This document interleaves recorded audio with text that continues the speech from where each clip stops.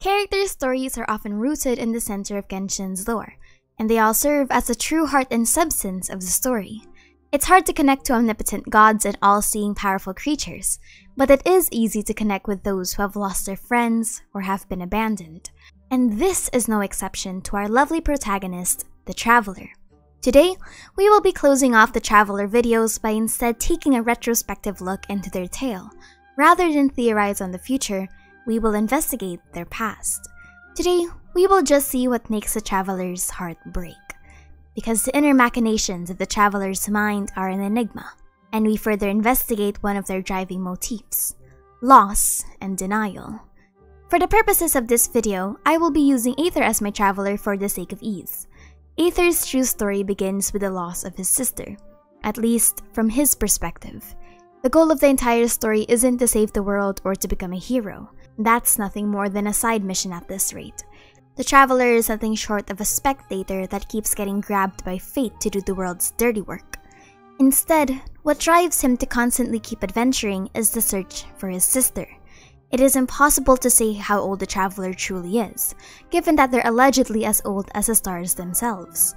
But to lose someone that you've been with for so long is absolutely heartbreaking. And you can tell by the dialogue choices that the toll the Traveler felt must have been horrifying. The Traveler was plagued by nightmares the moment they were put to slumber by the unknown god, and left for 500 years to wither in whatever stasis they experienced. Have you ever had one of those super scary nightmares? I've dreamed of falling through endless darkness without a wind glider. Huh? I've also dreamed of my sister walking away from me while I'm unable to catch up to her no matter how fast I run. She tells me that I've come too late. Whatever he saw the emptiness of the abyss, that which took Lumine away. Needless to say, 500 years were spent in nothingness. The Traveler woke up again in Teyvat 2 months before finding Paimon, trapped in an unknown world that was once racked by ruin and nothing, only to be awake 500 years after everything has finally rejuvenated and recovered. We were also told that the Traveler began reading books during downtimes about the Cataclysm, even before they arrived in Mondstadt.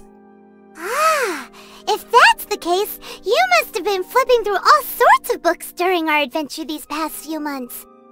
Before going to Mondstadt, you had just looked at some vague materials.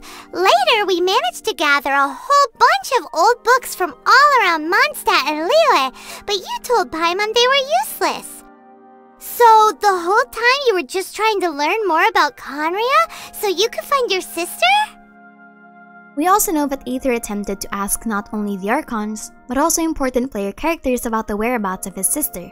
This is evident with how Amber helped setting up missing person posters during her downtime, or how Ningguang also presents Aether a gift for Lumine on their birthday. The Traveler's search in Teyvat has been nothing but for his sister, something that even he accepts himself during the 2.6 Archon quest, where he says that his journey is to find Lumine and imagine a brighter future for them.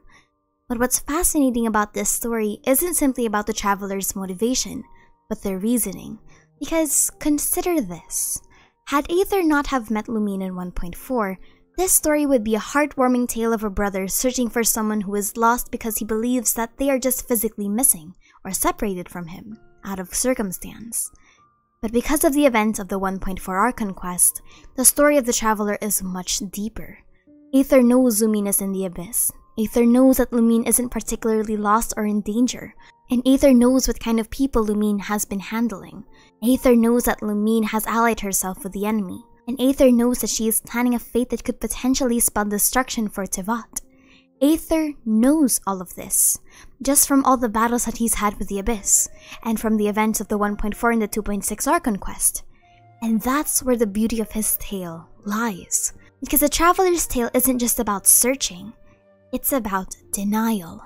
The denial that Lumine doesn't want to leave Teyvat with him, the denial of the sibling invoking destruction in so many places, and the denial that this is of her own accord.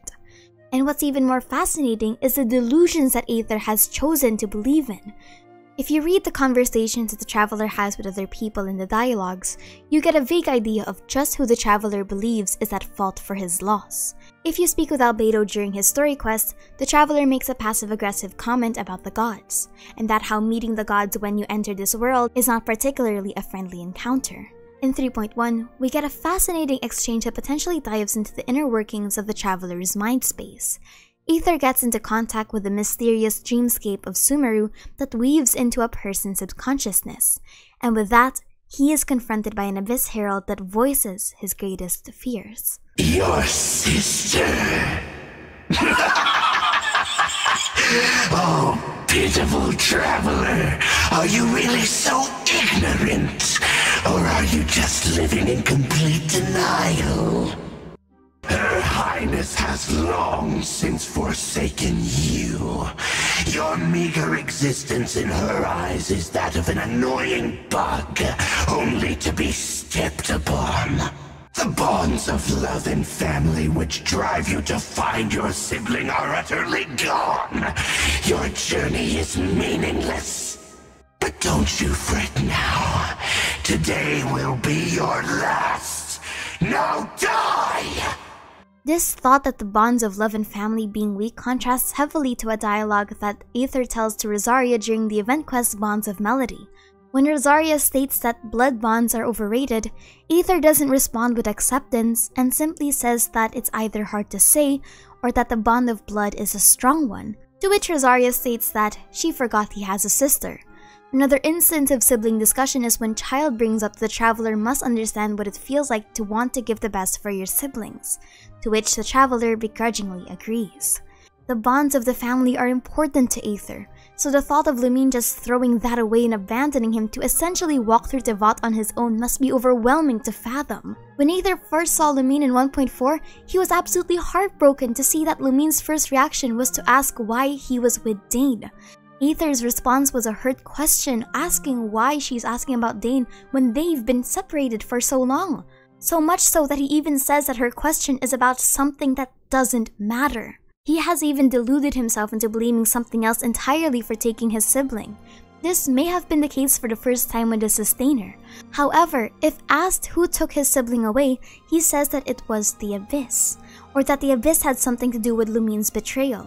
Not once in any of the Archon quests do we get a message that the traveler accepts that Lumine just simply has something better to do. To say that the traveler has no bonds in Tevat is irresponsible. We know that the traveler has made a lot of friends over the course of the quests, but we also need to respect that Aether is willing to leave to find a new home. When asked by NPCs if the traveler is willing to stay after finding their sibling, the traveler always says that they will reconsider, or even downright refuse the topic altogether. The inner psychology of the traveler's grief runs much, much deeper than what we see in the cutscenes. We know that they're willing to go far for Tevat, but we also need to respect the quieter, grieving side of their story, the side that only Paimon sees. It's a fascinating character study to dive into because we normally only see the heroic traveler that battles gods and monsters. Rarely do we ever see the more vulnerable or hurting side of the traveler unless it's in an important quest with other important characters. But anyway, that's it for me. I hope that the traveler finally gets to see his sibling one day, and finally asks the important questions. But my name is Aster, and thank you so much for chilling with me. Also, thank you so much for 80,000 subscribers. Or 81,000. I'm actually not quite sure right now. I'm actually planning a Q&A, so go ahead and write some questions for me down below and I'll pick some of my favorites to answer in a soon-to-be video. Anyway, bye-bye. I still have homework to do.